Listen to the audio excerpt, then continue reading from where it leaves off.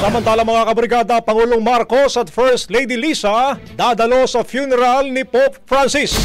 Mula dyan sa Malacanang, Brigada Maricar Sargan, ibrigada mo! Brigada Live Report! Tutulak pa Vatican si Pangulong Ferdinand Marcos Jr. at First Lady Liza Araneta Marcos para dumalo sa libing ni Pope Francis. Ito ang kinumpirma ni Palace Press Officer Claire Castro sa media kaninang umaga.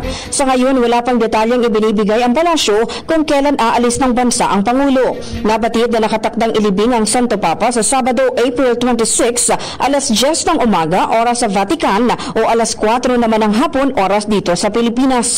Inaasahang dadalo rin ang iba't ibang leader sa buong mundo sa libing ng Santo Papa. Sa naunang pahayag ni Pangulong Marcos, inilarawan ito si Pope Francis bilang best pope in his lifetime.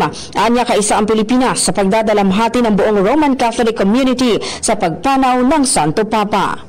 In the heart of changing lives, ako sa Brigada Maricar Sargan ng 105.1 Brigada News of Manila, the Music News Authority. Brigada Balita Nationwide. Ang bahaging ito ay hatid sa atin ng Maxan Mangosteen Santon Coffee. Max Healthy, Max Sarap.